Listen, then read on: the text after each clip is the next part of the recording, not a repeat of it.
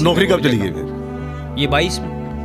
ये 22 में? तब तक मैं नहीं ना, मेरे को एलो भी नहीं करे ड्यूटी में। वो भी तो चक्कर था ना, आप भी तो बन गए थे विसल ब्लोअर। हाँ 22 में फिर अनफॉर्चुनेटली एसआई वाला मामला आ गया। एसआई वाला मामला आ गया, वो भी सरकार को क्रिटिसिज्म था। और पर नहीं, नौकरी गई आपकी दिसंबर में, दिसंबर 2020। नहीं आजकल कर क्या रहे हो?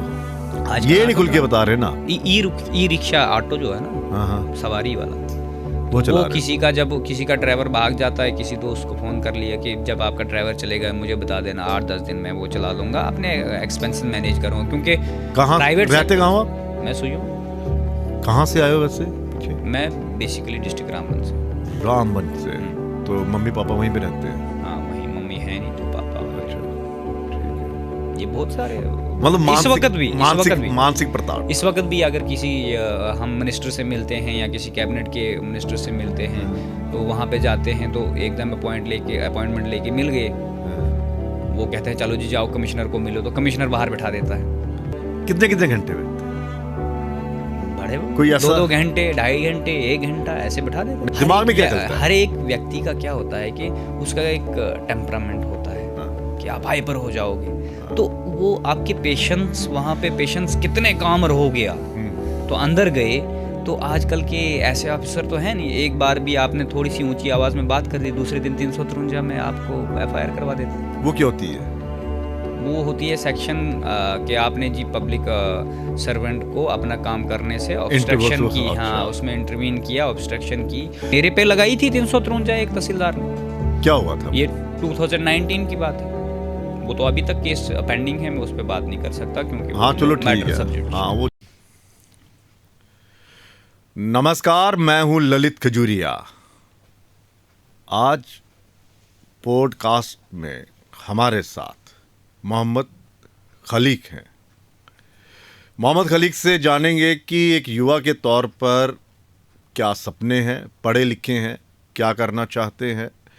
क्योंकि खलीक को मैंने इसलिए चुना है कि पॉडकास्ट में अक्सर लोग बड़े बड़े नाम जो होते हैं उनके बारे में जानना चाहते हैं, जो बड़ी बड़ी शख्सियतें होती हैं उनके बारे में जानना चाहते हैं, जो अमूमन दिखते हैं उनके बारे में जानना चाहते हैं। लेकिन इन साहब को मैंने इसलिए चुना है पॉडकास्ट में, अपना पहला पॉडकास्ट है, ताकि पता तो चले कि युवा चाहता क्या है और इतने पढ़ लिख कर क्या कुछ हासिल हुआ, और भी कुछ जानेंगे। क्योंकि जानते तो होंगे नहीं ना, थोड़ा बहुत बिसल ब्लोअर भी है। स्वागत है जी। धन्यवाद आपका कि आपने ये अपॉर्चुनिटी हमें दी, उन लोगों को छोड़ के जिनके पास रोज़ लोग माइक लेके जाते हैं और पब्लिक डोमेन में वो चीज़ें उनसे सुनते हैं जो लोग नहीं सुनना चाहते, जो यहाँ की यूथ सुनना चाहती है या यहाँ के लोग सुनना चाहते हैं, जिन चीज़ों से वो जूझ रहे हैं, जो मुश्किलात उनके सामने हैं, उन पे कोई बात नहीं करता। तो जब किसी राजनीतिक गलियारे में ये चीज़ें बोली जाती है पब्लिक डोमेन में, हम ये करेंगे, ये करेंगे, ये करेंगे, लेकिन जब वो टाइम आता है तो वो सारी चीज़ें भूल जाती है। नहीं, आपको तो इसलिए चुना ना कि यूथ समझे तो सही, और जो वादे करते हैं, दावे करते हैं, जिनके हाथ में पावर होती है, वो भी समझें कि ये जो यूथ है इसे आप एसेट बनाइए, लायबिलिटी क्रिएट मत करिए। लायबिलिटी बन चुकी है। किसकी? सरकार की। आप मतलब लायबिलिटी बन गया अब? बिल्कुल लायबिलिटी। अच्छा, सिर्फ सरकार की लायबिलिटी नहीं है। हाँ, जिस फैमिली में जो यूथ पढ़ी लिखी है वो उस फैमिली के लिए लायबिलिटी है। अच्छा, क्योंकि जितना पैसा उस फैमिली ने कमाया था वो उन्होंने अपने बच्चों पे लगा दिया पढ़ाने के लिए। अच्छा, कितना उन्होंने सोचा कि आप बच्चा पढ़ाएं, बच्चे कुछ कमाएंगे तो हमें खिलाएंगे, बच्चों को खिला रहे हैं, अभी भी बच्चों को खिला रहे हैं। कितनी तालीम हासिल की है, कहाँ तक तालीम हासिल की है? मैंने तो कुछ नहीं, तालीम क्या नहीं, फिर भी मैंने मास्टर्स की है। मास्टर्स के बाद PhD होती है, फाइनेंशियल कंडीशन की वजह से नहीं कर पाए, तो मैंने मास्टर्स की है जम्मू यूनिवर्सिटी से। बीपीएड भी जम्मू यूनिवर्सिटी से की है। तो उसके बाद मेरी नौकरी लगी थी 2019 में। अच्छा, हाँ। फिर तो खुश हो लगे घर वाले तो? हाँ, बहुत ज़्यादा ढोल खुश हो नगाड़े। गए थे, हाँ? क्योंकि उनको ये लगा था कि नौकरी लगने के बाद भी ऐसी नौकरी है कि हमें ही बच्चे को पालना पड़ेगा। ये कौन सी नौकरी हो गई? ये एक स्कीम थी, रहबरे खेल स्कीम, जो यहाँ पे कोलिजन गवर्नमेंट थी, हाँ। पीडीपी और बीजेपी की, इस पे बहुत ज़्यादा जोर दिया। ये रहबरी स्कीम पे ही जम्मू कश्मीर में बहुत ज़्यादा जोर दिया गया। रहबरी तालीम, रहबरी खेल, रहबरी जंगलात, रहबरी सेहत, रहबरी ज़राअत। ये रहबरे का मतलब क्या है? रहबरी का मतलब है आप लोगों की रहबरी करो। अच्छा। रहबरी का मतलब इन्होंने ये बना लिया था कि असल में अगर इसको हम एनालिसिस करेंगे, इस पर रिसर्च करेंगे, इसका मतलब ये था कि जो पॉलिसी क्रिएट गवर्नमेंट करती थी उसमें ये एक लूप होल था। एक तो जैसे रेस्ट ऑफ इंडिया में अपॉइंटमेंट्स होती हैं, जैसे पीछे चीफ सेक्रेटरी साहब एक स्टेटमेंट देते थे, बैकडोर एंट्री और फ्रंट डोर एंट्री। लेकिन मैं वो चीज़ नहीं बोलूँगा, मैं ये कहूँगा कि ये वो नौकरियाँ थी जिससे आज तक जम्मू कश्मीर में जो अनएम्प्लॉयमेंट रेट इंक्रीज़ हुआ है वो इसके कारण हुआ है। किसके कारण? ये रहबरी स्कीमों के कारण। ये तो स्कीमें बड़ी पुरानी है मेरे ख्याल में, ये पुरानी सरकार जो थी उसके चल रही है। चलो वो तो थी, लेकिन वो एक टाइम के लिए लाई थी कि उस वक्त ये चीज़ थी कि इतने सारे स्कूल इनके पास नहीं अवेलेबल थे, तो नए स्कूल बने या अपग्रेड हुए, तो उनमें जो इन्होंने नए स्कूल, जैसे सर्व शिक्षा अभियान था, तो रमसा के तहत टीचर लगते नहीं थे। वो तो चलो ठीक है, ये बाद में जानेंगे। ये बताओ, ये मतलब कि नौकरी मिली और ये कैसी नौकरी रहबरे थी? शब्द को पकड़ लिया ना। हाँ, रहबरे शब्द को पकड़ लिया। फिजिकल एजुकेशन में जिसने डिग्री हासिल की थी उसको नौकरी मिलती थी परमानेंट टीचर की, एक टेक्निकल ग्रेड था। अच्छा। लेकिन जब ये रहबरे का कंसेप्ट आ गया एजुकेशन सिस्टम में, एजुकेशन सिस्टम टोटली खोखला हो गया। ठीक। क्योंकि क्वालिटी एजुकेशन तो मरी गई। अच्छा। उसके बाद आप हालात देखिए, आज आप किसी से भी पूछिए, किसी ब्यूरोक्रेट से पूछिए, किसी गवर्नमेंट एम्प्लॉय से पूछिए कि आप अपना बच्चा गवर्नमेंट स्कूल में क्यों नहीं पढ़ाते हैं। पूछिए क्वेश्चन, क्यों नहीं पढ़ाते हैं? क्योंकि भाई गवर्नमेंट स्कूल में पढ़ाई नहीं, क्यों नहीं है? क्यों नहीं है क्वालिटी एजुकेशन? क्योंकि आपने जब अपॉइंटमेंट की उस वक्त आपने जिस बंदे को रिक्रूट किया, क्या उसकी क्वालिटी देखी है एजुकेशन की, कि उसमें एजुकेशन क्वालिटी है, ये कल को हमारे बच्चों को पढ़ा सकता है? वो तो ये मुझे ये बताओ, अब उसका एम्प्लॉयमेंट जो था, उसने अपने बच्चों को पालना था या उसको अच्छी हैंडसम सैलरी मिलनी चाहिए थी, उस वक्त 1500 पे लगाए। बाद में उनको टाइम बॉन्ड 5 ईयर का टाइम बॉन्ड था, तो वो उसके बाद उनको परमानेंट करना था, कैबिनेट डिसीजन था, तो किया। अब ऐसे ही हमारा भी था, लेकिन इन्होंने वही कंसेप्ट पकड़ के रहबरे जंगलात लाया, रहबरे ये खेल लाया। रहबरे खेल में हमें भी इंक्लूड किया ना। वहाँ पे 3000 की सैलरी थी। आपने कहा कि 3000 की सैलरी थी और 7 साल का टाइम पीरियड था। उस 7 साल के टाइम पीरियड में आपको स्टडी करने से रोका जाएगा? आप बताइए मुझे, किसी भी डिपार्टमेंट में कोई भी नौकरी करे, जिसकी नौकरी लगेगी तो वो 18 से बिलो तो नहीं होगा ना, 18 से अबो होगा। उसकी शादी करने की स्टेज कौन सी आती है? 21-22 में नौकरी लगी होगी, उसके बाद वो शादी भी करेगी। 7 साल तक उसको बच्चा नहीं करना है, जो भी लड़की शादी करेगी। अगर उसने शादी कर ली, बच्चा कर लिया, तो उसको मैटरनिटी लीव कहाँ से मिलेगी? अच्छा, ये इसमें नहीं था क्या? बिल्कुल नहीं था। तो मेरे को टर्मिनेशन क्यों हुआ था? अच्छा। मैंने वो केस हाई कोर्ट में कंटेस्ट किया था, तो हाई कोर्ट ने डायरेक्शन दी थी कि टेम्परेरी पॉलिसी में कोई भी प्रोविजन नहीं बनाया हुआ है गवर्नमेंट ने, और गवर्नमेंट ने टाइम उसके बीच में ही पॉलिसी कैंसिल कर दी थी। मतलब मुझे ये बताओ कि ये 7 साल वाला मुझे समझ में नहीं आया। अगर किसी की शादी होगी तो जाहिर सी बात है कि उसका परिवार तो जो है वो आगे बढ़ेगा। ये कौन सी कंडीशन आ गई कि 7 साल जो मैटरनिटी लीव है वो नहीं मिलेगी?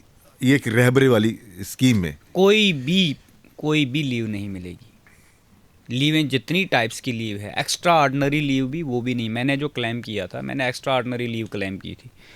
तो जो service rule Jammu and Kashmir के हैं या रेस्ट ऑफ इंडिया है सर्विस रूल, वो हमारे लिए एप्लीकेबल ही नहीं है, क्योंकि हम टेम्परेरी एम्प्लॉय थे। हम हमारी प्रमोशन भी नहीं, हमारा मतलब पक्के होना जिसको बोलते हैं सरल परिभाषा में, वो आफ्टर 7 ईयर्स होना। उसके बाद हमारा 2 साल का टाइम पीरियड, यानी 9 साल तक आपको कोई भी लीव नहीं मिलेगी। तो 9 साल तक जिसने वो नौकरी की, उसको जो आपका आर्टिकल 21 पर्सनल लिबर्टी है, वो ना शादी करेगा तो बच्चा नहीं कर सकता। अगर बच्चा करेगा तो ऑब्वियस सी बात है खर्चे बढ़ जाएंगे उसकी। नहीं, अगर उसकी बीवी रहबरे खेल में है, मैं ये चीज़ कह रहा हूँ, उसका अच्छा। सिंगल फंडामेंटल राइट, मतलब जो रहबरे खेल में लेडीज़ है हाँ। या लड़की है, अच्छा अच्छा अच्छा, वो बच्चा कैसे करेगी? अच्छा, अगर बच्चा करेगी तो उसको अगर लीव चाहिए, लीव करेगी तो नौकरी छोड़नी। अच्छा, मतलब उनको फिर वो नहीं मिलेगी, छुट्टी नहीं मिलेगी, अपने बच्चे का पालन पोषण नहीं कर पाएंगे, नहीं मिलेगा। लेकिन मेरा क्या था, मेरा तो मास्टर्स में सिलेक्शन हुआ। मैंने कहा चलो मेरी अभी एज 21 है, तो मैं अपना हायर एजुकेशन में कैरियर देखूंगा, तो मैं मास्टर्स कर लूँगा, नेट करूँगा, सेट करूँगा, कल को पीएचडी करूँगा तो हायर एजुकेशन में आ जाऊँगा। लेकिन हायर एजुकेशन की और अजीब कहानी है। नहीं, तुम्हारी लगी थी नौकरी? हाँ, मैं अपॉइंट हुआ था। कब? मैंने ये 2019 में, अच्छा, रहबरे खेल में मैं अपॉइंट हुआ था। उसके बाद मेरी मास्टर्स में सिलेक्शन हुई थी 6 महीने के बाद। तो 6 महीने तक हमारा वो था कि डिस्ट्रिक्ट ऑफिस में ही आप रहो। जैसे हमें वहाँ से रिलीव किया तो हम 10 से 15 दिन हमारी स्कूल में ड्यूटी लगी थी। तो 10 से 15 दिन के बाद हमारा यहाँ से लिस्ट में नाम आ गया जम्मू यूनिवर्सिटी से मास्टर्स के लिए। तो मैंने गवर्नर साहब को, तब गवर्नर सत्यपाल मलिक साहब होते थे, उनको अप्रोच किया तो उन्होंने कहा कि इसकी एडमिशन होनी चाहिए। मैंने अपील की जम्मू यूनिवर्सिटी में, तो मेरी अपील में एडमिशन हुई मेरे से। आज भी वो एफिडेविट अवेलेबल होंगे, 2 से 3 एफिडेविट दिए मैंने रिटन में। मैंने कहा कि हम देखेंगे, हमने तो लेटर लिखा है कॉम्पिटेंट अथॉरिटी को, वो क्या रिप्लाई देते हैं। उन्होंने रिप्लाई नहीं दिया 6 महीने के बाद मैंने हाई कोर्ट में केस डाल दिया। फिर वो केस भी डिस्पोज ऑफ हुआ। अच्छा, तो उसमें क्या कारण रहे, वो सारी चीज़ें डिस्कस करना ठीक नहीं रहता है, बट वो डिस्पोज ऑफ हुआ। डिस्पोज ऑफ होने के बाद हाई कोर्ट ने ऐसी कोई डायरेक्शन नहीं दी कि इसको आप नौकरी से निकाल दो। लेकिन 2021 में डायरेक्शन हुई। दिसंबर 2022 में मेरा टर्मिनेशन होता है। वो क्यों होता है? क्योंकि मैंने जब आरटीआई फाइल की कि आप मुझे डेटा दे दो, अच्छा, कि ऐसे कितने लोग हैं जिन्होंने स्टडी लीव अप्लाई किया है और उनको अप्रूव नहीं की गवर्नमेंट ने, या अप्रूव की, रहबरे खेल वाले हैं, तो उनको आपने सर्विस में दोबारा एलो किया कि नहीं किया? मुझे क्यों नहीं कर रहे हो? आप नॉन डाइस कर सकते हो, वो 2 साल का टाइम पीरियड निकाल सकते हो। जब परमानेंट नौकरी नहीं है, आपका सर्विस बुक नहीं है, तो आप मेरे को ले सकते हो। जब मैंने ये क्वेश्चन पूछा, और उससे पहले मैंने हाई कोर्ट से इनको कास्ट भी इम्पोज की थी, क्योंकि ये 2 साल से रिप्लाई नहीं दे रहे थे हाई कोर्ट में, तो वो कोर्ट ने इम्पोज की थी कि आप कोर्ट का टाइम वेस्ट कर रहे हो जो आप नहीं फाइल कर रहे हो। इनको लास्ट फाइनल अपॉर्चुनिटी मिली थी 3 बार, उसके बाद कास्ट इम्पोज करके फाइनल अपॉर्चुनिटी मिली थी जवाब देने का। मतलब कि आरटीआई लगाना आपको महंगा पड़ गया? नहीं, वो केस फाइल करना महंगा। वो केस फाइल करना महंगा पड़ गया। उसके बाद मेरा टर्मिनेशन किया, उसमें 450 लोग और थे। नहीं, सवाल भी तो पूछे थे ना आपने आरटीआई? नहीं, सवाल तो मैं उनको मीडिया से भी पूछ रहा था, आरटीआई में भी पूछ रहा था। हाँ, वही तो, जवाब तो आज तक नहीं मिले। मैंने सीआईसी, मैंने इवन उसकी अपील की थी, तो अपील में भी इनके स्पेशल सेक्रेटरी होते हैं। तो फिर सीआईसी में तो नौकरी कब चली गई फिर? ये 22 में। ये 22 में? तब तक मैं नहीं ना, मेरे को एलो भी नहीं कर रहे ड्यूटी में। वो भी तो चक्कर था ना, आप भी तो बन गए थे। हाँ, विसल ब्लोअर। हाँ, 22 में फिर अनफॉर्चुनेटली एसआई वाला मामला आ गया। हाँ, एसआई वाला मामला आ गया, वो भी सरकार को क्रिटिसिज्म था। और पर नहीं, नौकरी गई आपकी दिसंबर में, दिसंबर 2020 में, 22 में, हाँ 22 में। और मुझे लगता है कि ये जो मामला आया था, जब एलजी साहब ने इसके ऊपर एक्शन लिया था, ये कोई जून जुलाई, हाँ, ना जून जुलाई की बात है। अमरनाथ में हम यात्रा में गए थे, तब ये आया था। ये तभी आया था। अच्छा, मतलब फिर अगस्त, सितंबर, अक्टूबर, नवंबर, दिसंबर में पूरा, जब वो पूरा बनाया उन्होंने, तो हमारी नौकरी खाएगा, हम तुम्हारी नौकरी खाएंगे। ठीक है। तो उसमें ये नहीं है कि मेरी ही यूनिवर्सिटी से बच्चे उन्होंने 2-2 सेमेस्टर किए। अच्छा। वो नौकरी कर रहे, इस वक्त सैलरी ले रहे। अब देखिए, एक चीज़ बताता हूँ मैं आपको, कानून में एक शब्द कहा जाता है फ्रॉड एंड फ्रॉडरी। अच्छा। वो क्या होती है कि अगर मैं आपके साथ इस वक्त ब्रॉडकास्ट में बैठा हूँ, सिमिलर टाइम में मैं दिल्ली में किसी और ब्रॉडकास्ट में नहीं बैठा। ये कैसे हो सकते हो आप? ये पॉसिबिलिटी नहीं है। अब एक व्यक्ति सिमिलर टाइम में वो नौकरी कर रहा है, उसकी अटेंडेंस लग रही है, और उसी टाइम में वो नागपुर यूनिवर्सिटी या कानपुर यूनिवर्सिटी से डिग्री ले रहा है। अच्छा। और डिग्री ले रहा है, वो फ्रॉड कर रहा है डिपार्टमेंट के साथ, वो नौकरी कर रहा है। जो बंदा ये कह रहा है कि मेरी जम्मू यूनिवर्सिटी में सिलेक्शन हुई है, उसको टर्मिनेट कर दिया। जो कह रहा है कि मैंने जी 2 साल यहाँ स्पेंड किए, मैं ड्यूटी में नहीं था, जो सच बोलना महंगा जो सच बोल रहा है उसको निकाल दिया। और जो झूठ बोल के जिनके पास डिग्रियां भी हैं, और एक कहावत भी है ना कि सच की कीमत चुकानी पड़ती है। कि सच बोलोगे तो कहीं ना कहीं आपको कुछ ना कुछ परेशानी झेलनी पड़ती है। तो आपने नौकरी गंवा दी अपनी। हाँ, बोल सकते हो आप। अभी तो उनको बेचारों को, वैसे उनको भी लारे में ही रखा है, अभी तक वो नहीं हुए। अभी वही है 4000 6000, उनका भी अभी कंफर्म नहीं हुआ है। वो तो 26 में शायद टाइम पीरियड कंप्लीट हो जाएगा उनका, मे भी करे। अब नई सरकार आई है, नई सरकार क्या करेगी? वो खुद, जिस तरह से आप अपने हक के लिए लड़ रही है, वो खुद अपने हक के लिए लड़ रही है। नहीं देखिए, अब मुझे तो बड़ी उम्मीदें हैं जो हमें कैबिनेट, क्या किसी से मुलाकात हुई क्या? जो कैबिनेट मंत्री हमें मिले हैं, बड़े अच्छे हैं। हाँ यार, एक चीज़ है, मुलाकातें फटाफट कर लेते हो आप।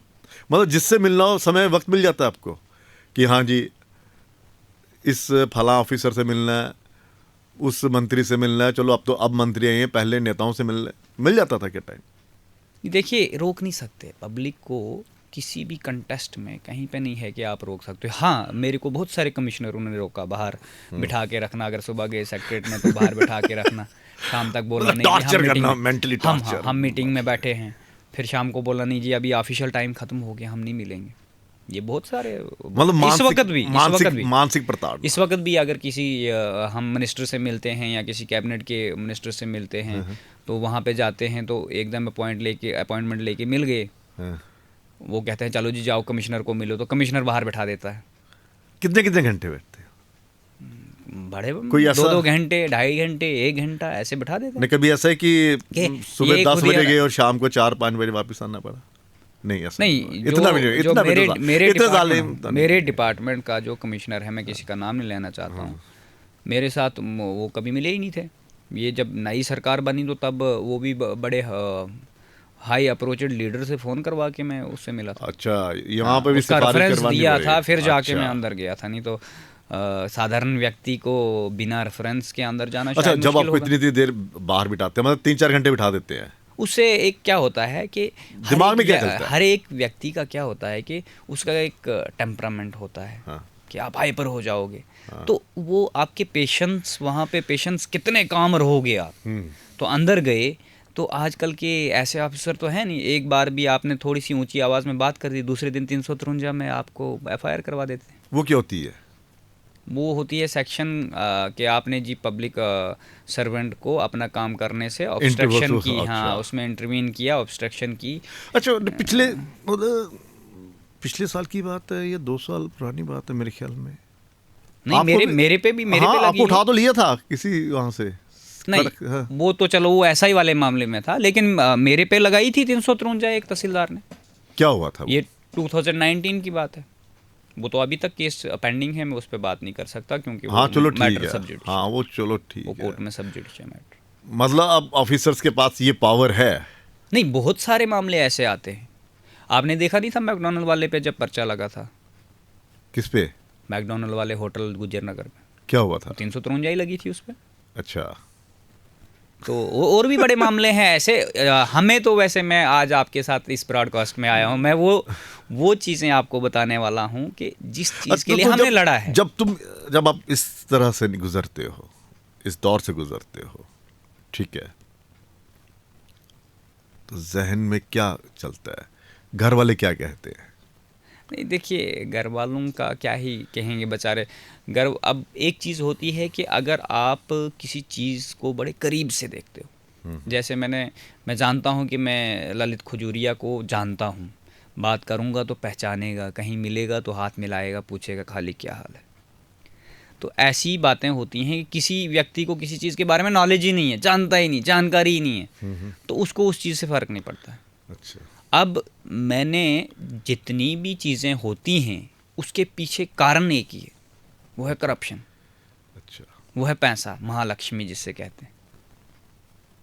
यहाँ का अनएम्प्लॉयमेंट, जो लोग अनएम्प्लॉयमेंट पे बात कर रहे थे इलेक्शन से पहले, अभी देखना इलेक्शन के बाद बात, जब उनको कोई चेयर मिलेगी वो बात करना बंद कर देंगे।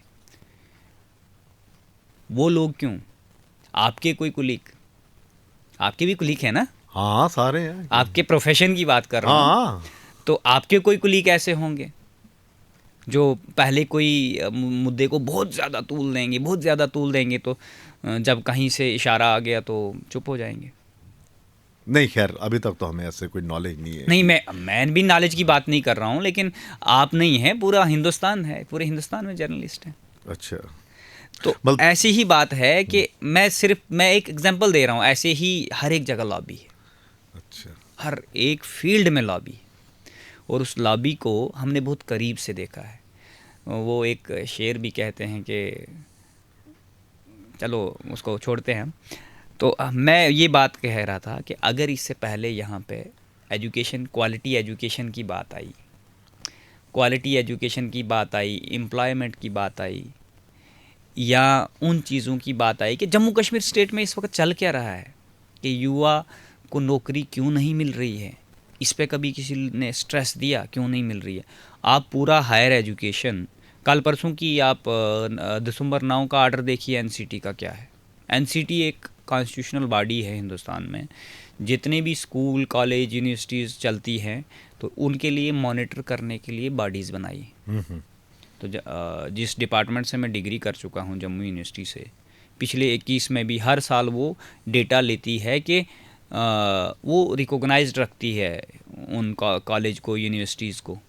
तो कितने कॉलेजों का डेटा आया जम्मू कश्मीर का जिनको रिकॉग्निशन नहीं मिली, और उसमें हमारे जम्मू यूनिवर्सिटी का एक डिपार्टमेंट है जिसका नाम फिज़िकल एजुकेशन डिपार्टमेंट है, जहाँ से मैंने डिग्री की है, जिनको रिकॉग्निशन नहीं मिली है, रिफ्यूज़ कर दिया है एनसीटी ने। क्यों किया ये है? जम्मू यूनिवर्सिटी? हाँ, मैं जम्मू यूनिवर्सिटी की बात कर रहा हूँ। अभी क्या मिला था इनको? कौन सा ग्रेड का, कौन सा सर्टिफिकेट मिला था? नैक एग्रीगेटेड है, A+ ग्रेड है। हाँ, तो वो क्या फिर था? लेकिन डिपार्टमेंट, वो देखो, वो इसकी बॉडीज़ है, अलग अलग बॉडीज़। अब एक बॉडी मॉनिटर ये करती है कि क्वालिटी एजुकेशन कैसे होगी। क्वालिटी एजुकेशन तब होगी जब आपके पास स्टाफ होगा, वही क्वालिटी एजुकेशन प्रोवाइड करेगी ना बच्चों को। और जब मैंने जम्मू यूनिवर्सिटी में पढ़ा है, ये क्या करते हैं कि जम्मू यूनिवर्सिटी में सिर्फ कोच अपॉइंट थे, एक भी टीचिंग फैकल्टी जो थ्योरी पढ़ाने के लिए, सब्जेक्ट पढ़ाने के लिए, एक भी परमानेंट फैकल्टी नहीं थी। अच्छा, जिसके लिए हमने जम्मू यूनिवर्सिटी में भी एक्टिविज़म किया। हमने 1.5 महीना यूनिवर्सिटी बंद रखी थी जब इफ्तार सिंह जसरोटिया वाला हुआ था, ट्रांसफ़र हुआ था और डायरेक्टर बदल गए थे। और तब भी हमारा यही था इशू कि आप यहाँ पे परमानेंट फैकल्टी क्यों नहीं है, सिर्फ कोच ही पढ़ा रहे हैं। अब क्वालिटी एजुकेशन की आप मानते हैं, उन्होंने भी वो डिग्रियां की हैं, वो भी एलिजिबल हैं, वो भी पढ़ा सकते हैं, लेकिन उनकी अपॉइंटमेंट तो एज ए कोच एक व्यक्ति एक ही काम कर सकता है ना एक समय में। आप उसी से वो वाला काम भी ले रहे हो, टीचिंग वाला। हम उनकी कंपिटेंसी पे नहीं बोल रहे हैं, हम ये कह रहे हैं कि अगर उसने कोचिंग का काम करना है, उसी को आप कह रहे हो आप थ्योरी भी पढ़ाओ। वैसे ही डिपार्टमेंट आप 2003 से आज तक चला रहे हो। तो एनसीटी इतना माफ़ करते जा रही है, आपको माफ़ करते जा रही है।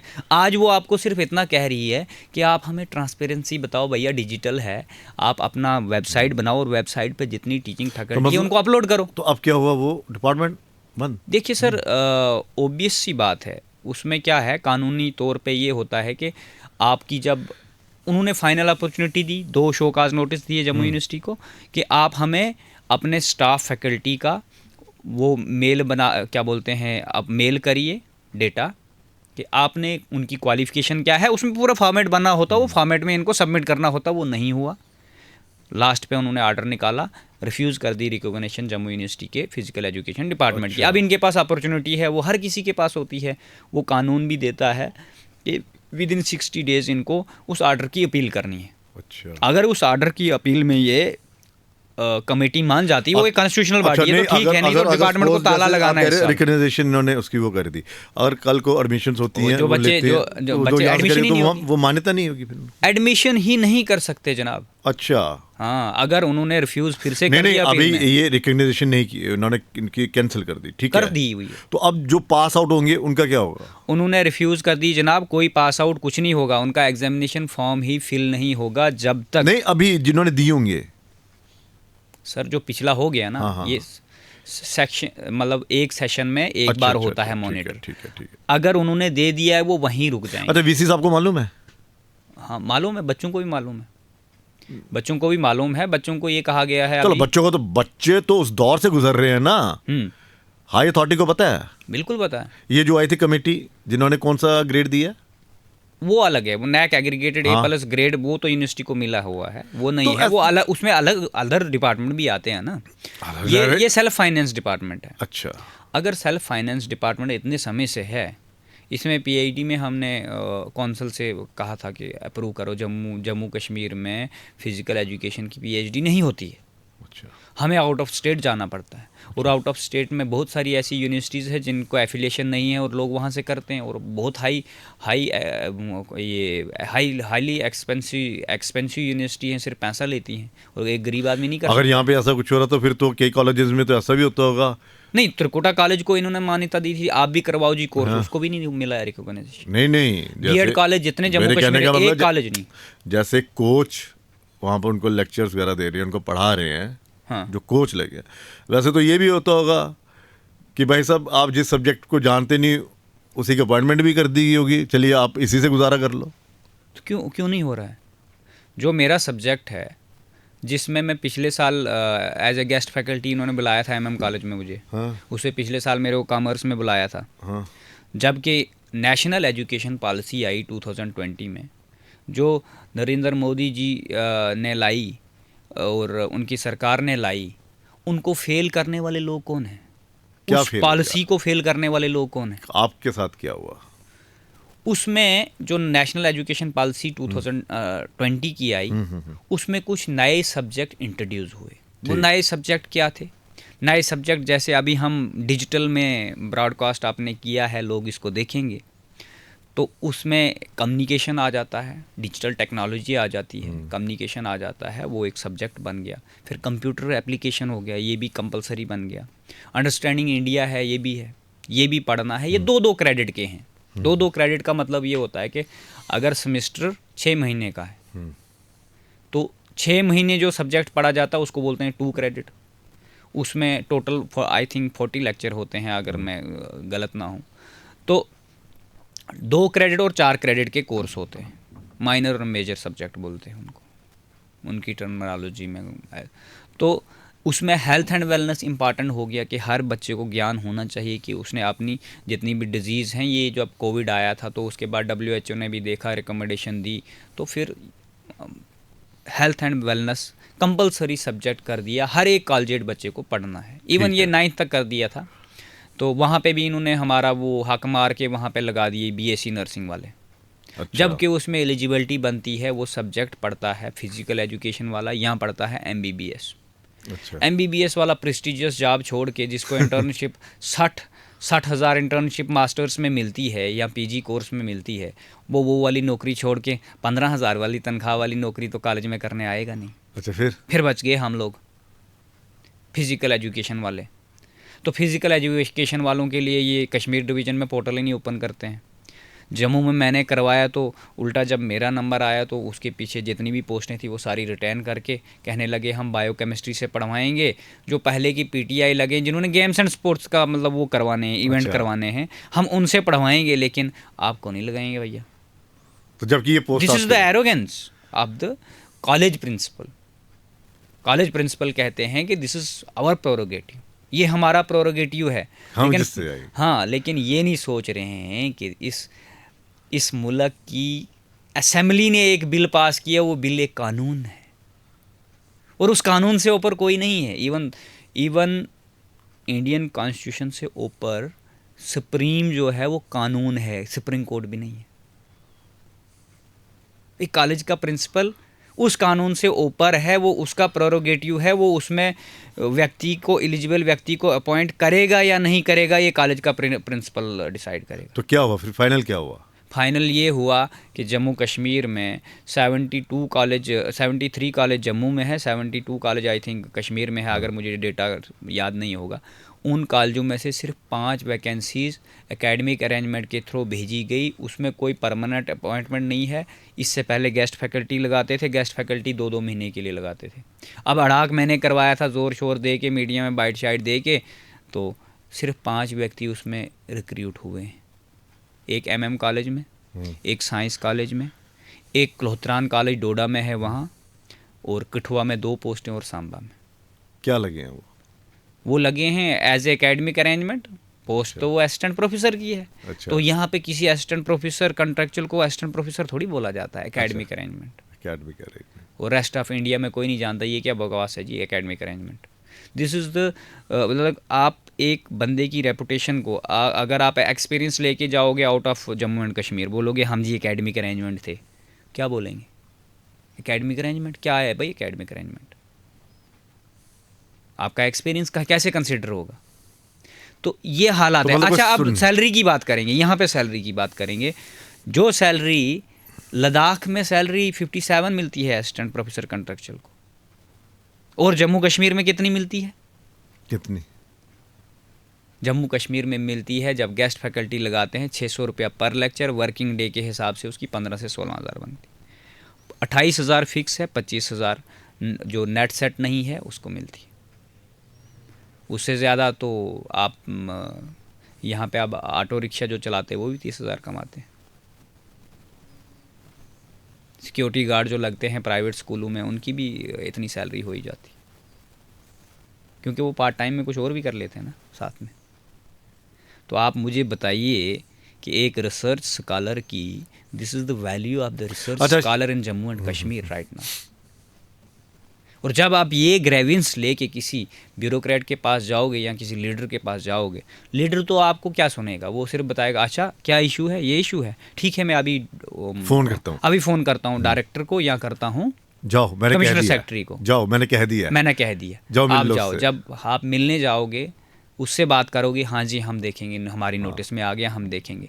सिर्फ फॉरवर्ड फॉरवर्ड फॉरवर्ड होता है लेटर, कुछ नहीं होता। एक था ना तारीख पे एंड ऑफ द डे, नहीं एक बड़ा तारीख पे यहाँ पे क्या होता है फॉरवर्ड पे फॉरवर्ड।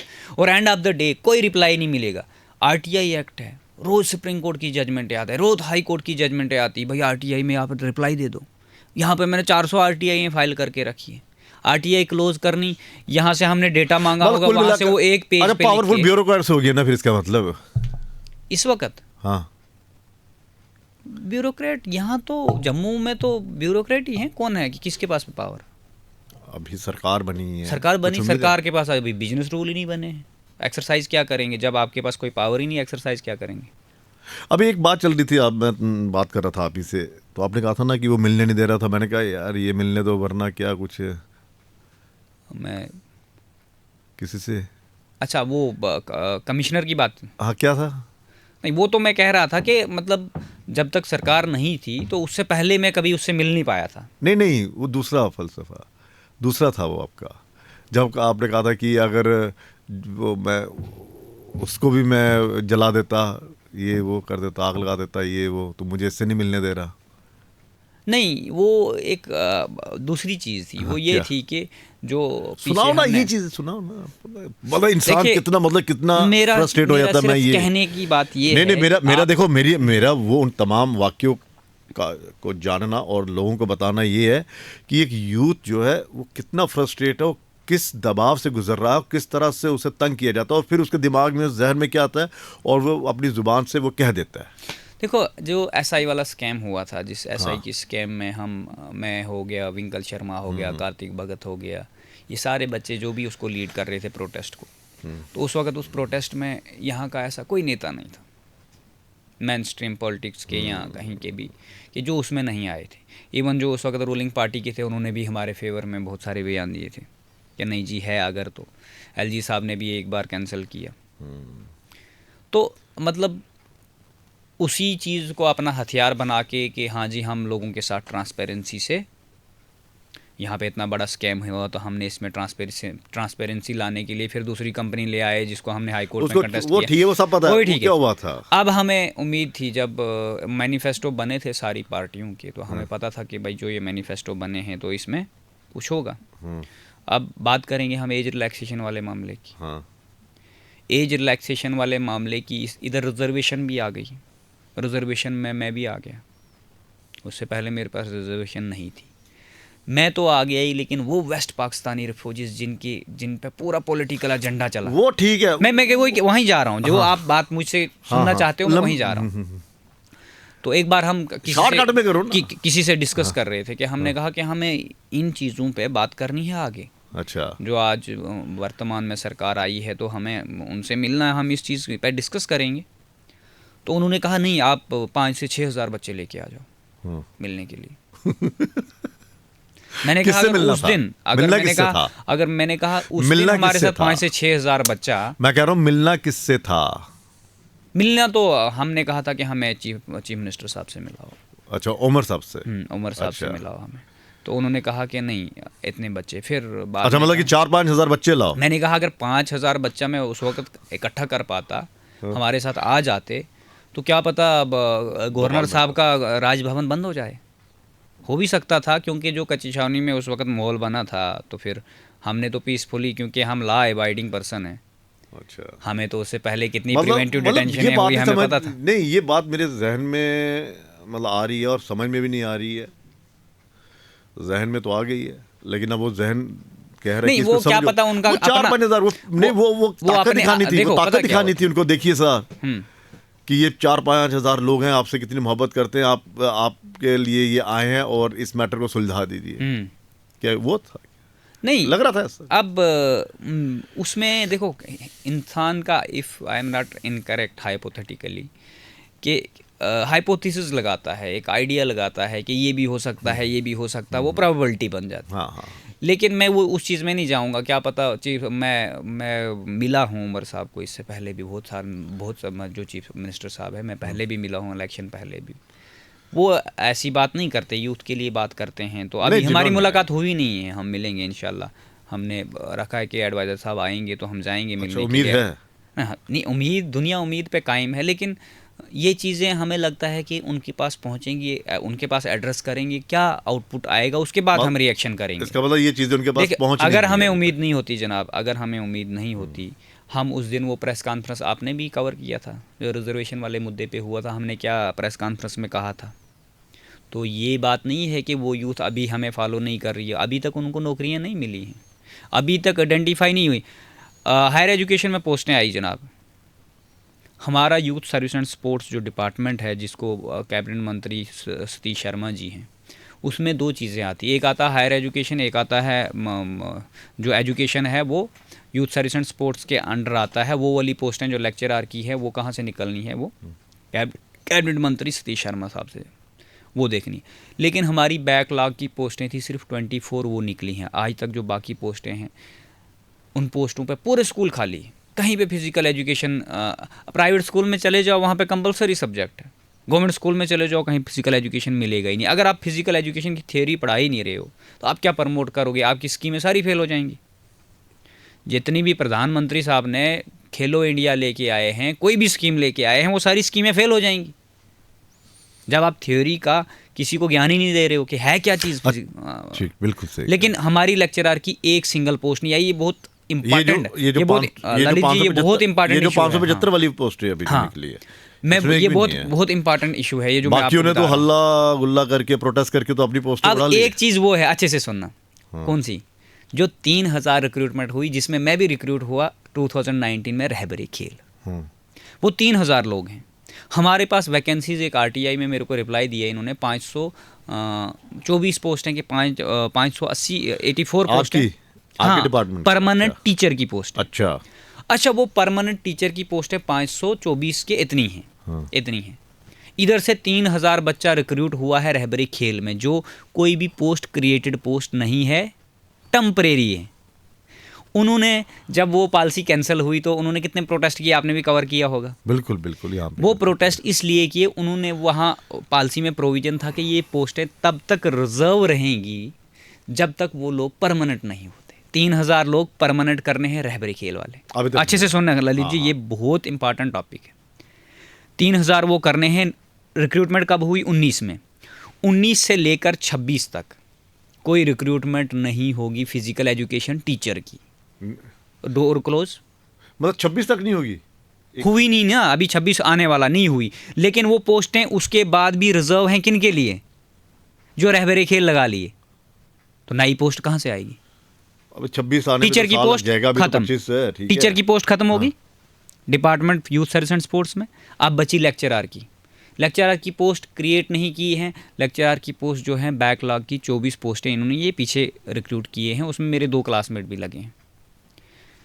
लेक्चरर सुनो, लेक्चरर बंद हो गया, डिपार्टमेंट बंद।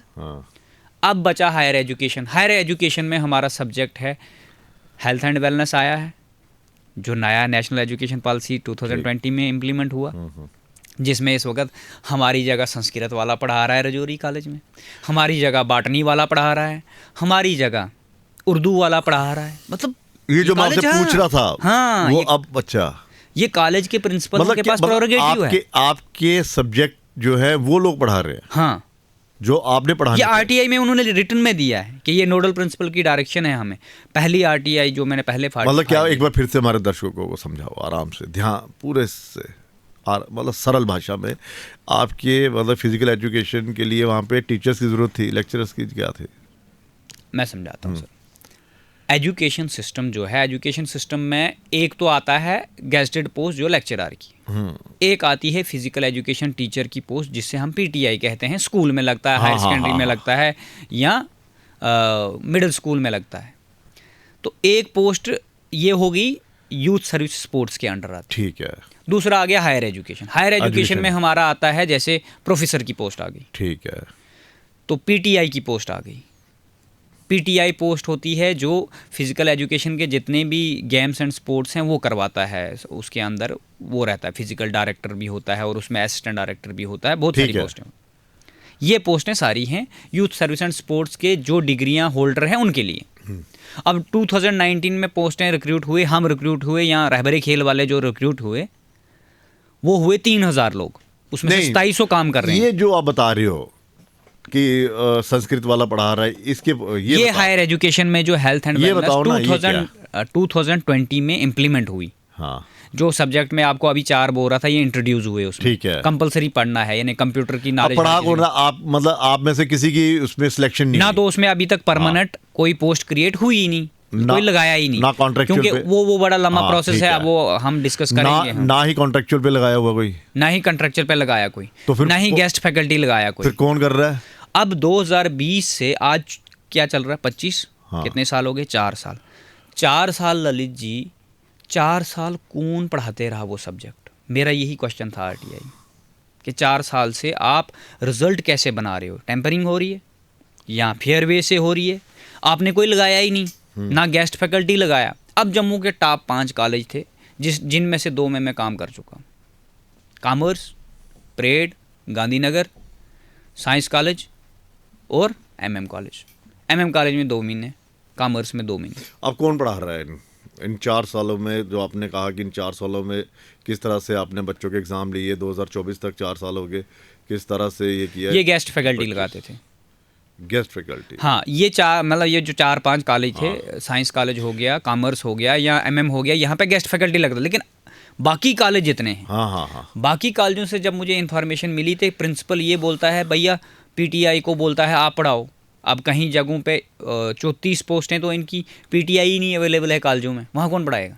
तो फिर कौन पढ़ाता? वहाँ पे वो कॉन्ट्रैक्चुअल पीटीआई लगाते। जब पीटीआई मना करता भैया मेरा वो काम नहीं, मेरा ये काम है, मेरे पास और काम बड़ा है, मैं नहीं पढ़ाऊँगा, तो वो किसी भी होम साइंस वाले को दे देते थे सब्जेक्ट। अच्छा। संस्कृत वाले को दे देते थे, बॉटनी वाले को पढ़ाते, आप पढ़ा लो। गांधीनगर कॉलेज में ओपन बोला नोडल प्रिंसिपल ने, जब इस बार मेरी सिलेक्शन नहीं किया, कहा मैंने पीटीआई को बोला पढ़ाने के लिए और बायोकेमिस्ट्री वाले को बोला पढ़ाने के लिए, वो पढ़ाएंगे। लेकिन जब इनको रिटर्न में मैं आरटीआई में रिप्लाई, क्योंकि वो एज ए एविडेंस होता है ना, अगर कल को हमें कहीं क्लेम करना होगा तो हम दिखाएंगे, उसमें ये लिखते हैं पीटीआई पढ़ा रहा। लेकिन बहुत सारे कॉलेजों ने, इनको ये नहीं ना पता कि मैं हर कॉलेज से लेता हूँ, और बहुत सारे कॉलेज ये। एजुकेशन मिनिस्टर कौन है? सकीना इत्तू जी है अभी। तो इट्टू जो मतलब सकीना इट्टू जी को पता करना चाहिए ना। नहीं बिल्कुल, मैं तो उनसे गुजारिश करता हूँ, मैं उनसे मिला भी हूँ इस कंसर्न में, मैं डिप्टी सीएम से भी मिला हूँ अच्छा इसके ठीक है, अब इस सारा कंसर्न कुछ में। हो रहा है। आजकल कर क्या रहे हो?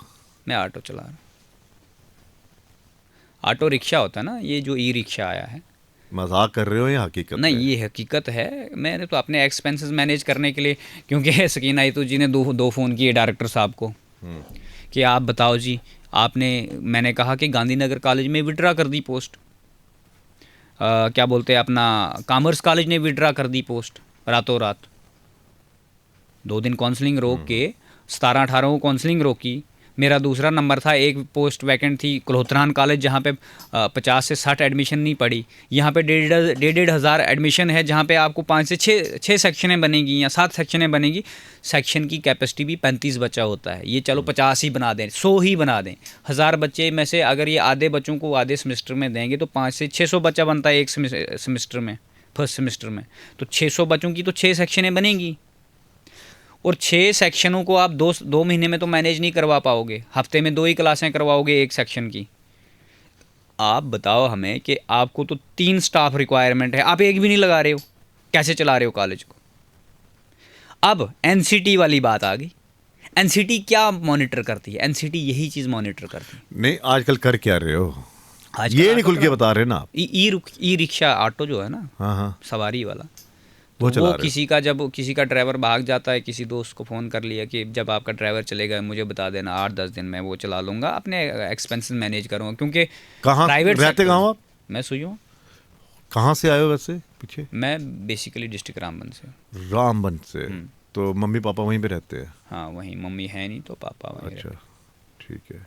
और यहाँ पे आपके साथ और कौन रहता है? मेरे साथ मेरा भाई रहता है दूसरा। अच्छा, वो छोटा है बड़ा है? नहीं वो मेरे से बड़ा है, वो तो अभी आया है 1-2 साल से, पहले से मैं अकेला ही अच्छा। रहता था।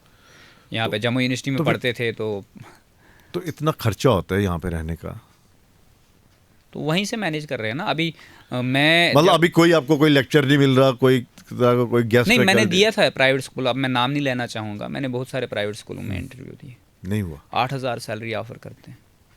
ये तो कहते हैं वो कौन से 10,000 ग्रेड? ऑफर। ये तो कहते हैं वो वाली, वो जो यूजीसी वाले देखो, ग्रेड, ये मैं ग्रेड, वो वही ग्रेड, बताता पता हूँ नहीं ना कि सर। कौन कौन से ग्रेड है, उसके हिसाब से जितने बड़े बड़े कॉलेजेस हैं ये उसके हिसाब से लेते हैं। सर जो कल परसों का एनसीटी का डेटा आया है, जितने भी बीएड कॉलेज हैं वहाँ भी health and wellness 3rd semester में कंपलसरी है। एक भी कॉलेज अपॉइंट नहीं कर रहा। पैनल में पूरी जम्मू यूनिवर्सिटी के प्रोफेसर होते हैं जब पैनल बनता तो है। फिर तो इसका मतलब ये सब कुछ तो मतलब उसमें फ्रॉड ओपन है ना, ये लिखा हुआ है, मैं आपको अभी दिखाता हूँ, नहीं, आप वो अगर चलिए दिखा सकते हैं दिखा, इसको। ठीक है, वो चला लेंगे, उसमें चला उसमें लूंगा ये मैं। लिखा हुआ है, क्लियरली लिखा है कि उन्होंने रिकॉग्निशन उन कॉलेजों की जो बीएड कॉलेज हैं जहाँ पे टीचर की डिग्री होती है, उन कॉलेजों की रिकॉग्निशन रिफ्यूज कर नहीं दी। ठीक है। अब आप ऑटो चला रहे हो, लाइसेंस है? लाइसेंस तो है। अब मेरी गुजारिश यही होगी, अब मैंने सतीश शर्मा से मिलना है, मैं कहूँगा आप ट्रांसपोर्ट के मिनिस्टर भी हो, मेरे को एक ऑटो खरीद के दे दो। चलो अपने वो कहाँ से expenses खरीद के देंगे? खरीदना तो आप ही नहीं है। नहीं, मिनिस्ट्री कोटे में खरीद के दे सकते हैं ना। वो कौन सा कोटा होता है? होता है जनाब, क्यों नहीं? अच्छा, मतलब उसकी किस्तें देनी मैं है कि बिलो नहीं देनी? पावर्टी लाइन हूँ, मैं बीपीएल अच्छा। में आता हूँ, गरीब अच्छा। आदमी हूँ, मेरे पास 5 लाख नहीं है, तो मिनिस्ट्री कोटे में जब एजुकेशन के लिए वो भेज सकते थे आज से पहले, मिनिस्ट्री कोटे में ऑटो खरीदना कोई बड़ी बात नहीं है। अखनूर कॉलेज में उन्होंने 2 खरीद के दिए अपने मिनिस्ट्री कोटे से। अच्छा हाँ, उन्होंने कहा कि लड़की अच्छा, कभी अफसोस हो रहा है, अब हो रहा है कि आप कितनी दिहाड़ी मिलती है आपको? दिहाड़ी तो डिपेंड करता है काम कैसा मार्केट में, वो तो प्रोबेबिलिटी रहती है, किसी नहीं, दिन जैसे आप 1000, किसी किसी का दिन ऑटो, नहीं 500। आप किसी का ऑटो चला रहे हो, वो भी तो आपसे कुछ मांगेगा। ऑटो अपना है या किसी का है? नहीं किसी का। तो वो जब आपको देगा तो वो कुछ मांगेगा ना आपसे कि हाँ जी भैया इतने पैसे मुझे देने, बाकी आपके। सर इस वक्त आप किसी दिन इस पे स्टोरी कर लेना, बाहर जाना, कि हर तीसरी गाड़ी जो चलती है वो ई रिक्शा चलती है। हाँ, इतना ऑटो हो गया जम्मू कश्मीर में। और उसमें से आपको 70% ग्रेजुएट बच्चे मिलेंगे जो ऑटो चला रहे हैं। This is the future of the Jammu and Kashmir. Because क्योंकि जम्मू एंड कश्मीर में अनएम्प्लॉयमेंट रेट इतना है इस वक्त, और जो लोग बेचारे ओवरेज हो गए मेरी तरह, क्या ओवरेज हो गया क्या? एज हाँ 29 होगी, तो उधर से क्राइटेरिया बना दिया ना उन्होंने 18 से 28। एसआई में कोर्ट से आर्डर लेके आए हम, अभी तक जेकेएसएसबी ने वो नहीं किया, कांस्टेबल वालों ने जो किया वो भी अभी बंद है टोकरी में, उनको कौन सी एज रिलैक्सेशन, वो तो जो कुछ फॉर्म उन्होंने तो ये जो किए थे। सरकारें वादे कर रही है एज रिलैक्सेशन ये किया वो था ना, लटन फटन। उससे पहले किया था। अब मैं वही कह रहा हूँ, ट्रांजिशन आप बिजनेस रूल अगर नहीं बने, आपके पास अभी पावर मिली ही नहीं, तो आप एक्सरसाइज क्या करोगे। अब बीच में ये कहना था कि नहीं जी हमारे मतलब ये सेंटर सरकार ने बनानी है, अब बीच में आपके ही कुछ कुलीग जर्नलिस्ट चला रहे थे नहीं जी इन्होंने बनानी है। तो ये एक डलीमा है लोगों के लिए, लेकिन हम अभी वेट कर रहे हैं 90 दिन का, जो 90 दिन हमें इलेक्शन से पहले कहा गया था कि 90 दिन यूथ को, 90 दिन में हम सारे डिपार्टमेंटों की पोस्टें आइडेंटिफाई करके देंगे। उसमें मैंने आपको बता दिया हमारे डिपार्टमेंट की पोस्टें। अच्छा, पहली बात, ठीक। हमारा फंडामेंटल राइट है, कॉन्स्टिट्यूशनल गारंटी है, अगर आपने कोई डिग्री एक्वायर की है आपको कंसिस्टेंसी में ईयरली पोस्ट। लेकिन लोग ये भी कहते हैं कि आप सारा दिन एक्टिविज्म करते रहते हो तो पढ़ते हो नहीं, तो इसलिए आपकी जॉब ही नहीं लगती है। नहीं, कितना टाइम पढ़ते रहोगे, जब नौकरी नहीं आएगी तो क्या पढ़ोगे फिर। आपको डीमोरलाइज खुद ही हो जाओगे ना, कैसे कैसे पढ़ोगे आप डिप्रेशन के शिकार हो जाओगे जब आप पढ़ पढ़ के कहीं नौकरी। आप बोलोगे कि नहीं जी 2 लाख या 10 लाख का डेटा है, 10 पोस्टें निकालोगे, तो बोलोगे आपकी सिलेक्शन नहीं हुई जी। मोस्ट ब्रिलियंट सारे मोस्ट ब्रिलियंट तो नहीं होंगे ना।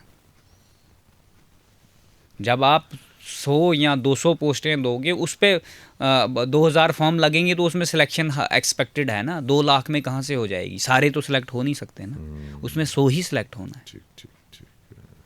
तो दूसरी बात रही फिर अब तो हम फॉर्म अप्लाई करने के लिए एलिजिबल ही नहीं थे। जो 2 रिक्रूटमेंट है अभी, जो मास रिक्रूटमेंट होने गई थी कांस्टेबल की या एसआई की, उसमें तो हम एलिजिबल ही नहीं थे, क्योंकि मेरा तो 1 साल का भी क्या 6 महीने का भी नहीं था गैप। लेकिन देखो घर वाले का भी होता है कि बच्चा, अब मैं ये एक नहीं हूँ, ऐसे बहुत सारे।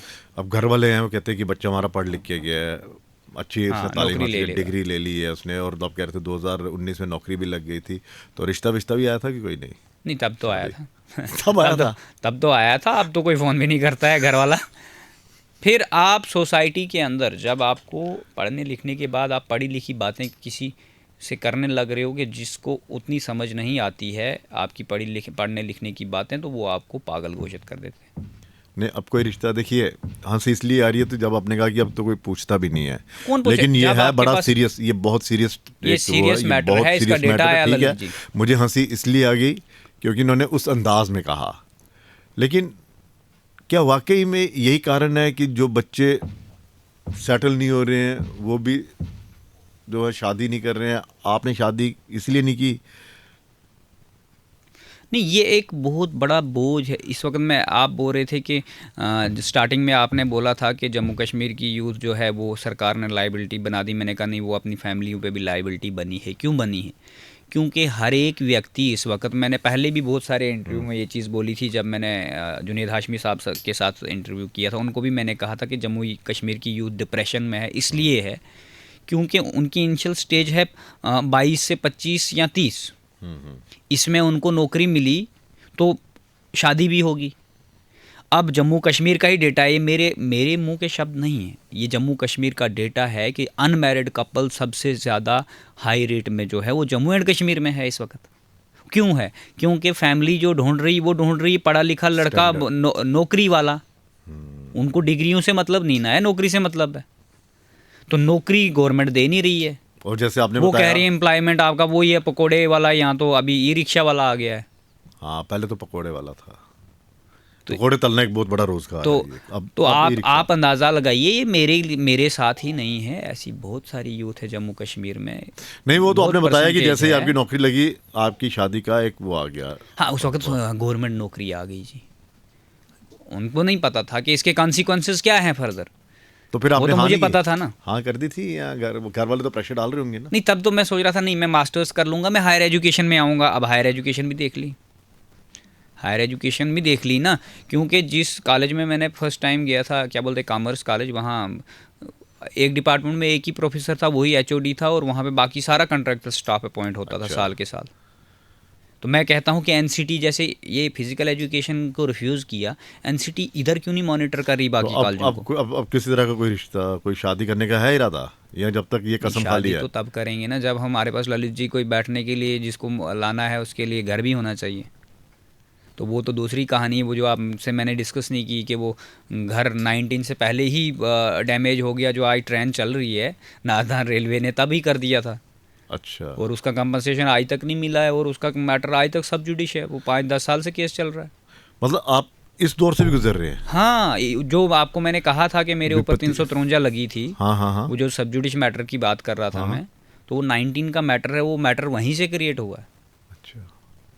कि घर डैमेज एक सिविल सूट, मतलब वो सिविल केस होता है, उसको क्रिमिनलाइज करके मेरे को पेनलाइज कर दिया, मेरे को एक्यूज्ड बना दिया। चलो वो तो फर्दर जजमेंट आएगी उसमें, अलग चीज़ है। हाँ, उसमें भी फाइनल वो तो आपको उम्मीद है, उसमें उम्मीद है कुछ किस चीज़ की कि नौकरी मिलेगी, या फिर ऑटो ही चलाना है, या फिर ऑटो? देखो, रोजगार काम करना तो कोई छोटी बात नहीं है, लेकिन सवाल यह है कि जब आप इतने पढ़े लिखे हैं, इतनी डिग्री है आपके पास, तो फिर तो एक नहीं, उम्मीद मैं होती तो है कह रहा हूँ कि लास्ट डिग्री जाए। पीएचडी होती है, वो मैंने अभी की नहीं है। पीएचडी करनी है कि नहीं करनी है? पीएचडी होल्डर भी मूंगफलियाँ बेच रहे हैं। जम्मू कश्मीर में स्टडी का ये स्तर बना दिया है जो पढ़े लिखे। दूसरी बात तो ये है, मेरिट ही नहीं ना है कहीं, मेरिट हर जगह कंप्रोमाइज्ड है। ऐसी कौन सी रिक्रूटिंग बॉडी है जहाँ पे मेरिट कंप्रोमाइज नहीं हो रहा है? तो मोस्ट ब्रिलियंट सारे नहीं हो सकते हैं, 8 से 10 बच्चे हो सकते हैं जो सिलेक्शन ले पाएंगे। अब जब आपके पास 50% स्कैम होगा तो उधर तो 10% आएंगे ना जो मोस्ट ब्रिलियंट होंगे। जब मेरिट ही कंप्रोमाइज़ है तो पढ़ा लिखा कहाँ से इन होगा? हो ही नहीं सकता, पॉसिबिलिटी नहीं है। चलिए, उसके लिए तो करप्शन को हटाना है। और यहाँ पे रिजर्वेशन की बात करें, बोलते हैं नहीं जी रिजर्वेशन है, ये है वो है, लेकिन रिजर्वेशन में भी जो एम्पावर्ड लोग हैं, मैंने पहले भी कहा है आपसे, अब मैंने पहले भी कहा था कि हम सोसाइटी के लिए बात करते हैं। जो लोग एम्पावर्ड हैं वही एम्पावर होंगे, जो लोग गरीब हैं उनको रिजर्वेशन से भी कोई बेनिफिट नहीं होगा। अगर होना होता तो एलजी साहब अगर, या बीजेपी गवर्नमेंट अगर ये बोल रही थी कि हम वेस्ट पाकिस्तानी रिफ्यूजीज़ को रिलीफ देना चाहते हैं, उसमें ओबीसी समाज को भी इन्होंने एक बिल अमेंड किया था जिसमें उनको ओबीसी में डाल दिया। मैं भी ओबीसी में हूँ, लेकिन उन ओबीसीज़ को ललित जी एज रिलैक्सेशन दे देते ना, उनके लिए कर देते रिलैक्स एक रूल कि भैया इनको हमने नई रिजर्वेशन दी है वेस्ट पाकिस्तानी रिफ्यूजीज़ को, तो हम इनका रूल रिलैक्स करके इनको 33 का डालते। हर एक कैटेगरी में है। आप जब अप्लाई करते हो किसी भी इंस्टीट्यूशन में, अच्छा जम्मू यूनिवर्सिटी की बात करते हैं, कश्मीर यूनिवर्सिटी की बात करते हैं, इम्प्लीमेंट क्यों नहीं करते? क्रांतिकारी इम्प्लीमेंट क्यों नहीं करवाते? यहाँ कैटेगरी इम्प्लीमेंट ही नहीं होती। कोई भी रिक्रूटमेंट होती है, ओबीसी कहाँ इम्प्लीमेंट होता है? होता ही नहीं है। राजनीति में जाने का है कोई इरादा? राजनीति में भी आज जब तक राजनीति वाले नहीं उठाएं तो तब तक नहीं उठ सकते हैं। वो एक महराज मलिक उठ गया तो सारे नहीं उठ सकते ना, सबको नहीं बढ़ने देते आगे। अच्छा, वैसे तो जाने से कोई वो नहीं है, बट नहीं जाने देते हैं। लेकिन आप वो चाहते हैं जो आपका हक है वो आपको मिले। हम तो कह रहे हैं हमें नहीं, हर व्यक्ति को वही ना, मतलब आपका जो हक है आपको मिले। मैं इंडिविजुअल आपकी बात नहीं कर रहा, जो पढ़े हैं, जो पढ़े लिखे हैं, जिनके पास डिग्री है और जो उन पोस्टों के लिए एलिजिबल है। मतलब कुल मिलाकर यही है कि धक्काशाही हो रही है। और उसको कोई भी बंदा एड्रेस अगर करेगा भी तो अब ये जो खींचातानी है ना, सरकार के अंदर ही जो खींचातानी बन गई है। आपने इधर रखा है, इधर बोलोगे कि हमारे पास पावर ही नहीं, हम तो कोई बिल ही नहीं पास कर पाएंगे विदाउट गवर्नर के कंसेंट से। अभी तक जितने मुद्दे थे सारे मुद्दे दब गए हैं। एम्प्लॉयमेंट का मुद्दा टोटली दब चुका है इस वक्त, कोई कहीं बात नहीं हो रही है। एम्प्लॉयमेंट जी बाद में देंगे। तो चलिए ठीक, हम 90 डेज का वेट कर रहे हैं। चलिए 90 अभी तक थोड़े दिन बचे हैं, तो अभी तक आइडेंटिफिकेशन नहीं हुई। पहले फिल्में जब होती थी ना, अब तो ये कहते हैं बॉक्स ऑफिस कलेक्शन की बात होती है कि ये फिल्म हिट हो गई है। जो अब 90 डेज की बात कर रहे हैं ना, पहले फिल्मों में ये होता था कि अगर किसी ने 90 डेज नहीं, मैंने मतलब कर लिए पूरे तो वो सुपर डुपर हिट हो जाती है। जितने मैनिफेस्टो पब्लिश हुए थे ना इलेक्शन से पहले, मेरे पास सारे मैनिफेस्टो हैं, बहुत अच्छे से पढ़े हैं मैंने। क्वालिटी एजुकेशन, स्मार्ट बोर्ड लगेंगे। स्मार्ट टीचर ही नहीं होगा तो स्मार्ट बोर्ड क्या करेगा? हर कॉलेज में स्मार्ट बोर्ड लगा है, अब तक यूटिलाइजेशन नहीं हो रहा है, सिर्फ फोटो खिंचवाते हैं प्रिंसिपल उसके साथ। अच्छा, फोटो खिंचवाते हैं। हाँ है। आप भी कॉलेज का दौरा कीजिए कि शायद आपको कॉलेज प्रेमिसेस में एंट्री नहीं होगी। नहीं हो जाती है एंट्री। जब कहीं जैसे डिप्टी सीएम साहब वो करते थे दौरा, तो उस समय होती होगी, लेकिन ऐसे नहीं हो देते हैं। और डिप्टी सीएम आप दौरा करिए, हर कॉलेज के अंदर आपको स्मार्ट बोर्ड लगा दिखेगा, लेकिन पढ़ा कोई नहीं रहा है स्मार्ट बोर्ड पे। मतलब वही ना, बिल बनवा लिए, वो कर उनकी लिए, वायर जो होती है ना डीजीएम केबल, हाँ। जैसे आपने यहाँ पे लगाया ब्रॉडकास्ट अपना, उसके साथ ये केबलें, ये केबलें सारी गुम हो चुकी हैं, अच्छा, मिलेंगी नहीं कहीं भी। कॉमर्स कॉलेज में जाओ, साइंस कॉलेज में जाओ, हर जगह बोर्ड लगा है स्मार्ट बोर्ड। अच्छा, अब जो अभी एनसी सरकार है, उन्होंने कहा है हम स्कूलों में ये चीज़ इम्प्लीमेंट करेंगे। हाँ। मैं तो कहता हूँ क्लासरूमों में आप सीसीटीवी इंस्टॉल करिए, देखिए ज़रा एमएम कॉलेज में कितनी क्लासें होती है, कॉमर्स में कितनी, एक दो कॉलेजों को मॉनिटर करिए, आपके पास सारी टेलीडेनेसिटी आ जाएगी। फिर हमारे रूरल एरिया को छोड़े, वहाँ तो कॉलेज ही दो दो कमरों में है।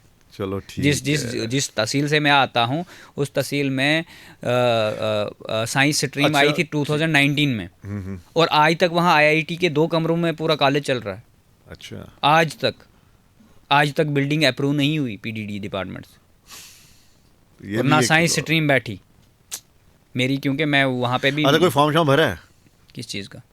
जॉब का? एसआई के निकले थे, कांस्टेबल के निकले, एज इज़ द बार। तो अच्छा। फॉर्म अब एंटी के बोरे से निकलेंगे, तो अभी तक निकले नहीं, जब निकलेंगे भर लेंगे। चलिए ठीक अभी है। तो वैसे अभी भर के भी तो आप को क्या बताएं, अब अभी बता तो चुके हैं हम। अभी तो ऑटो रिक्शा चला रहे हैं, तो सुबह से शाम चलाते हैं, पढ़ने का टाइम भी तो मिलना चाहिए ना। कितना चलाते हो? सुबह निकलते हैं 6 बजे, और तो शाम को 10 बजे देते हैं। कितनी ग्राही कर लेते हो?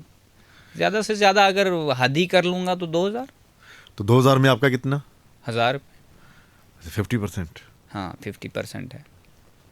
तो मुझे वो बेटर लग रहा है, क्योंकि मैं गया था कल परसों एक प्राइवेट स्कूल में इंटरव्यू देने के लिए, तो वहाँ पे पैनल में 2 लोग बैठे थे, एक चेयरमैन था तो एक स्कूल का प्रिंसिपल था। अच्छा। तो उन्होंने पहला क्वेश्चन ये नहीं पूछा आपकी क्वालिफ़िकेशन क्या है या आप कितना लोगे। हाँ, सबसे पहले उनका क्वेश्चन ये था कि आपकी सैलरी एक्सपेक्टेशन क्या है। अच्छा। तो मैंने कहा मेरी सैलरी एक्सपेक्टेशन, मैंने यहाँ काम किया है, ये नौकरी छोड़ चुका हूँ, तो एक्सपेक्टेशन मैं तो सोच रहा हूँ कि जो आपके स्कूल्स के नाम्स होंगे, अगर मैं उससे ज़्यादा बताऊँगा तो आप देंगे नहीं। तो यहाँ तो आप मुझे बोलेंगे बाद में आपको फ़ोन आएगा, तो आप बता दो कि आपके स्कूल के नाम्स के हिसाब से कितनी है। उन्होंने कहा हम 8000 देते हैं। अच्छा। मैंने कहा मैंने पढ़े लिखे। हाँ, उन्होंने कहा हम 8000 देते हैं। और इससे पहले मैं कर चुका हूँ, मैं आरएम पब्लिक में 1.5 महीना काम कर चुका हूँ। अच्छा। और मैंने वहाँ भी देखा है क्या है, लेकिन मैंने पूरे प्राइवेट स्कूल, मेरी सिर्फ एक ही विनती है, अगर रेस्ट ऑफ इंडिया में स्टेट एलिजिबिलिटी टेस्ट होता है, HTET, हरियाणा टेट, जम्मू कश्मीर में क्यों नहीं होता है? प्राइवेट स्कूलों में भी जो लगते हैं, जिन्होंने टेट क्वालिफाई किया होगा, टीचर एलिजिबिलिटी टेस्ट क्वालिफाई किया हो, वही लोग लगते हैं। यहाँ पे वो ऐसे नहीं लगते हैं। यहाँ पे बच्चों को आप फीसें पता करो प्राइवेट स्कूलों की, लेकिन जो एम्प्लॉय है उसकी सैलरी पता करो। ये प्राइवेट स्कूल हो गया, वो हमसे छिन गया। फिर रहा APS, और APS तो लिमिटेड ही है। चलो तो उम्मीद करते हैं सेक्टर है, बचा कौन सा सेक्टर है हमारे लिए। चलिए हम यही उम्मीद करते हैं कि जिस हिसाब से यहाँ पर यूथ जो है वो पढ़ा लिखा है, उस हिसाब से उसको जॉब्स मिले, और अगर प्राइवेट सेक्टर में भी वो जा रहा है तो कम से कम उससे इतना वेतन तो दे ताकि वो खुद को वो एक सम्मान दे पाए कि हाँ मैंने जो क्वालिफिकेशन हासिल की है, जितना मैं पढ़ा हूँ उस हिसाब से जितना मैं काम कर रहा हूँ मुझे मिल रहा है। ये कि हाँ जी इतने पढ़े लिखे, अगर गवर्नमेंट ने इतने फीस रखी हुई है सैलरी, तो आप उसका एक मतलब उतना भी नहीं दे रहे हो, सीधा 5000 8000 के ऊपर आप कॉम्प्रोमाइज़ उनके साथ कर रहे हो। तो ये वो बाकी अब क्या कह सकते हैं। नहीं देखिए, हमें उम्मीद थी जब एब्रोगेशन 370 हुआ था, पावरों को डिसेंट्रलाइज किया गया था, तो उस वक्त यही था नारा कि हम प्राइवेटाइजेशन को बढ़ावा देंगे। यहाँ पे हम फैक्ट्रियाँ लगाएंगे, MNCs कंपनीज आएंगी, बड़े बड़े कॉरपोरेट आएंगे, हम मालिक बनाएंगे, ये हाँ, चल रहा था। हम तो यहाँ के लोगों को प्राइवेट एम्प्लॉयमेंट तो मिलता। मैं प्राइवेट में काम कर चुका हूँ, मैं दिल्ली गुड़गांव में भी काम किया मैंने प्राइवेट सेक्टर में। अगर वो MNCs यहाँ आ जाती तो वहाँ पे हमें सैलरी मिलती। चलिए, वो भी नहीं आया आज तक। चलिए बहुत बहुत शुक्रिया। बहुत बहुत शुक्रिया सर।